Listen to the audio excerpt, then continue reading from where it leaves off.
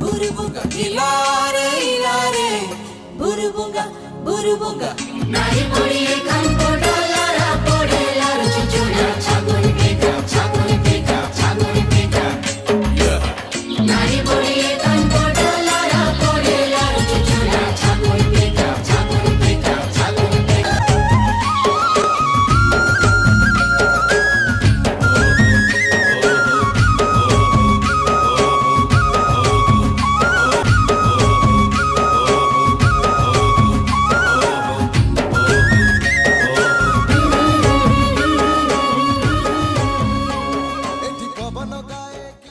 అది లేదు, ఆ ఆలోచనే రాదు.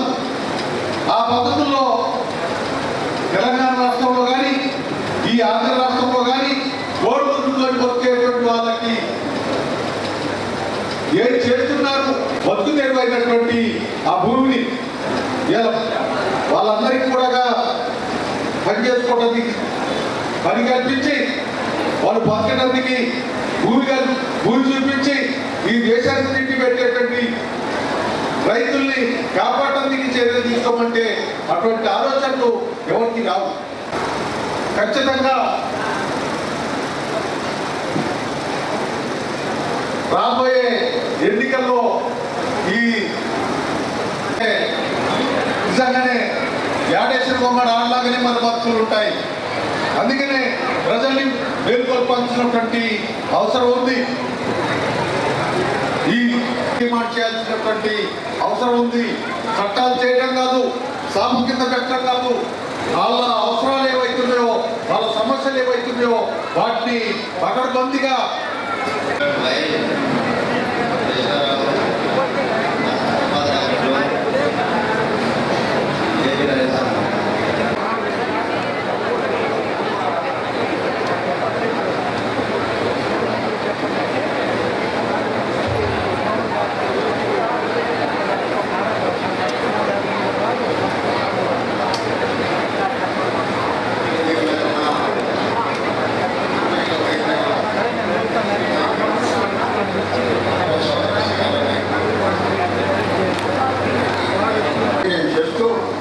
చేయడానికి ఒక వాక్యం రాసింది. అందరూ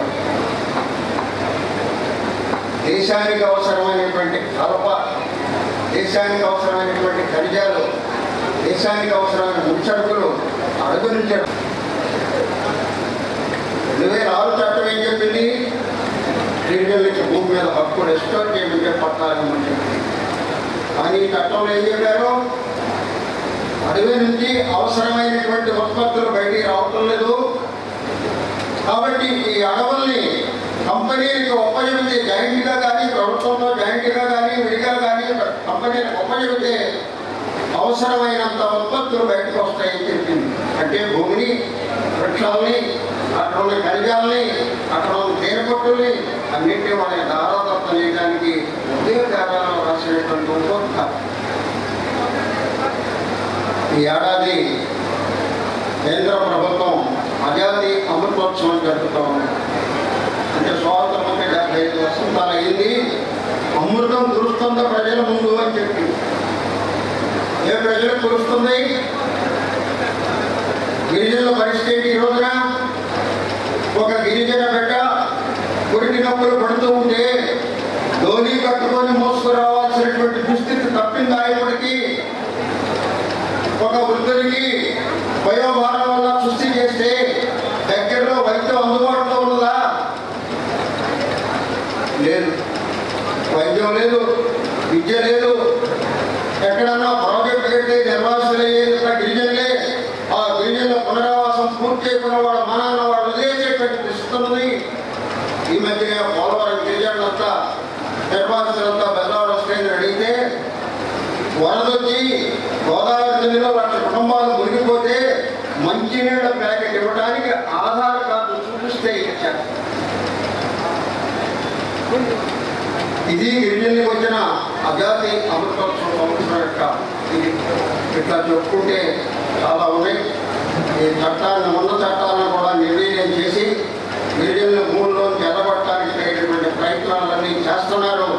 వాస్తవానికి ఈ ప్రయత్నాల్లో ఒక భాగమే మణిపూర్లో హింసాకాండ రగిలించడానికి అక్కడ మణిపూర్లో ఉన్నటువంటి గిరిజనులు ఖాళీ చేసి ఆ భూముల్ని కంపెనీలకు అప్పచెప్పడంలో భాగమే అక్కడ గిరిజనుల మధ్య తగులు పెట్టి చేసినటువంటి సందర్భం. అందువల్ల వీటన్నింటినీ కూడా వ్యతిరేకించాల్సినటువంటి అవసరం ఉంది. నేను ఒక విషయం చెప్తూ ఉన్నాను. గిరిజనులు ఇప్పుడేదో పోరాటం కాదు, బ్రిటిష్ వాడు ఆక్రమించిన తర్వాత తొలి పోరాటం ప్రజా పోరాటం సంతాలు తిరుగుబాటు. సంతాలు గిరిజనులు 50,000 మంది పోరాడారు, 25,000 మంది ప్రణాళించారు. అనివార్యంగా ప్రభుత్వం సంతాల పరిణామాన్ని గుర్తించాల్సి వచ్చినప్పటి వరకు పోరాడారు. బ్రిటిష్ సైన్యాలు పారిపోవాల్సి వచ్చింది గిరిజనులు. అటువంటి పోరాటం జరిగిన చరిత్ర గిరిజనులకు ఉంది. అంతేకాదు అనంతరం బిర్సా ముండా నాయకత్వాలు జరిగినటువంటి పోరాటం, ఒక యువకుడైనటువంటి గిరిజన్ని ఆ పోరాటం అనంతరానికి ఎన్ని మార్గాలు అనుసరించారో ఏంటో కూడా చరిత్ర సుశేషం. అంతేకాదు కొమరం భీమ ఉద్యమం, అల్లూరి సీతారామరావు ఉద్యమం, ఇవన్నీ స్వాతంత్రోద్యమం బాగా జరుగుతున్న కాలంలో జరిగి ఏ రకమైనటువంటి బ్రిటిష్ ఆధార కింద నగిరిలో కూడా చూసాం గిరిజన పోరాడారు. స్వాతంత్రానికి ముందు మహారాష్ట్రలో గోదావరి పర్యాటక నాయకత్వాన గిరిజన మహిళలందరూ కూడా దాసీలుగా భూస్వామి ఇళ్లలో, వడ్డీ వ్యాపారస్తుల ఇళ్లలో, జమీందారు ఇళ్లలో చేరిపోతే వాళ్ళని విడగొట్టడానికి జరిగిన ఉద్యమం పెద్ద జయప్రదమైనటువంటి ఉద్యమం. వేలాది మంది మహిళల్ని ఆ ఇళ్ళు వాటిళ్ళు తలుపులు పగలగొట్టి బయటికి తీసుకొచ్చిన ఉద్యమం. ఇట్లాంటి ఉద్యమాలు గిరిజనులు నిర్వహించారు. ఈ రోజున ఈ భూములను కాపాడుకోవడానికి ఈ సభ సన్నాహంతో ఉంది. ఇక్కడ నేను మరొక అంశం చెప్పదలుచుకున్నాను. ఈరోజు గిరిజనులు మంత్రిగా లేరు. మొన్న ఆగస్టు 24 ఢిల్లీలో 540 రైతు కూలీ సంఘాలు, 12 అఖిల భారత ట్రేడ్ యూనియన్లు, వాటి నిర్మాణంలో వేలాది సంఘాలతో కలిసినటువంటి ట్రేడ్ యూనియన్ జాయింట్ కమిటీ పెద్ద సదస్సు జరిపింది. ప్రభుత్వం మీద పోరాటానికి సమాయత్తం చేసిన దశలో పోరాటానికి హక్కులు సాధించుకోవటమా లేదా ప్రభుత్వాన్ని గద్దెదించడమా ఒకే సూత్రంతో ముందుకు సాగాలని ప్రయత్నిస్తున్నాయి. ఇతర వృత్తి సంఘాలు, ట్రేడ్ యూనియన్ సంఘాలు, అటవీ పుత్రులైన గిరిజనులే కాదు, మైదాన ప్రాంత రైతాంగంతో ఢిల్లీ ఉద్యమం చూపించింది, నేర్పింది. దానికి అనుగుణంగానే నవరంధ్రాలు జరిగినటువంటి ప్రభుత్వం దగ్గరైనా సాధించుకోగలగటమా, ఒక అడుగు ముందుకేసి అనేటువంటి సమస్య ముందుకొచ్చింది. అందుకే ఈ రోజున జరుగుతున్నటువంటి సదస్సు ఇంకా మనకు తెలియని అనేక సంఘాలు గిరిజనుల్లో పనిచేస్తున్నాయి. మైనార్ రైతాంగ వ్యవసాయ కార్మికులు, సమస్త కార్మిక వర్గం కలిసి పోరాడుతున్నటువంటి హామీని ఆ సదస్సు ఇచ్చింది. దాన్ని మనం గ్రామ గ్రామాన గిరిజనుల్లోకి, ఇతర రైతు వ్యవసాయ కార్మికుల్లోకి తీసుకెళ్లి కూడగట్టాయి. ఈ పోరాటాన్ని ముందుకు సాగించాల్సినటువంటి అవసరం ఉంది. అందుకు ఈ సదస్సు మంచి సన్నాహం ఒక భాగం. ఈ నినాదాన్ని దేశం మొత్తానికి అనేక 10 రాష్ట్రాల నుంచి చెప్పారని సోదరు ఝాన్సీ గారు చెప్పారు. ఈ 10 రాష్ట్రాలకి కాదు, ఇంకా మిగిలిన రాష్ట్రాలకు కూడా విస్తృతంగా ఈ నినాదాన్ని తీసుకెళ్ళాలి. ఈ విశాఖపట్నంలోనే కాదు, గ్రామ గ్రామాన పల్లెల్లో గిరిజన పల్లెలన్నింటిలో కూడా ఈ నినాదం పాడుకోవాల్సిన అవసరం ఉంది. పాల్గొనడం ఎంత దుర్మార్గమైందో చూస్తూ ఉన్నాం. ఎంత చిన్న ఉద్యమం నోరు ఎత్తితే చాలు పోలీసులు నిందించడం, అరెస్టు చేయడం, కేసులు లేకుండానే జైళ్ళలో నిర్బంధించడం, ఎన్నో ఉదాహరణలు చెప్పుకుంటూ పోవచ్చు. సమయం అవ్వాలని చెప్పక్కర్లేదు. అనేక సందర్భాలు మనం చూసుకున్నాం. ఇప్పటికీ అనేక వందల మంది జైల్లో మొగ్గుతూనే ఉన్నారు. అటువంటి అందులో ఆంధ్రప్రదేశ్ రైతు సంఘం, అఖిల భారత కిసాన్ సభ దీంతో కొంత దిగుంపుజం కలుపుతూ ముందు పెట్టి ఉంటామని మీకు హామీ ఇస్తూ మరొకసారి మీ అందరికీ నిర్వాహకులకి ధన్యవాదాలు. చిన్న విజ్ఞప్తి, వక్తలకు ఏ వక్త అయినా కూడా 10 నిమిషాలకు లోపు. ఇప్పుడు అఖిల భారత కిసాన్ సభ పక్షాన అభినందనలు తెలియజేస్తా ఉన్నాను. మన ముందు ఈరోజు ముఖ్య అతిథిగా పాల్గొన్నటువంటి బెంగాల్ నాయకురాలు, అత్యంత మహోత్తరమైనటువంటి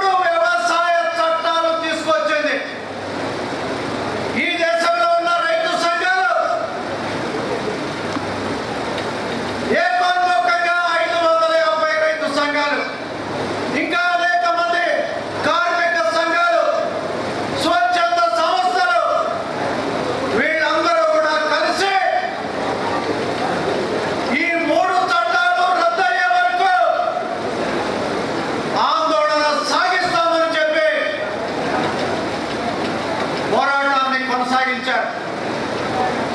సంవత్సరం పైగా సాగినటువంటి పోరాటం ఏ దశకు చేరుతుందో అనేటువంటి భయాందోళనలు మనకందరికీ ఉన్నాయి. ఆంధ్రప్రదేశ్కు చెందినటువంటి ఒక పెద్ద నాయకుడు ఇవాళ ముర్ము గారి తర్వాత స్థానంలో ఉన్నటువంటి వ్యక్తి ఒకసారి మేమందరం ఆయన్ని కలవడానికి వెళితే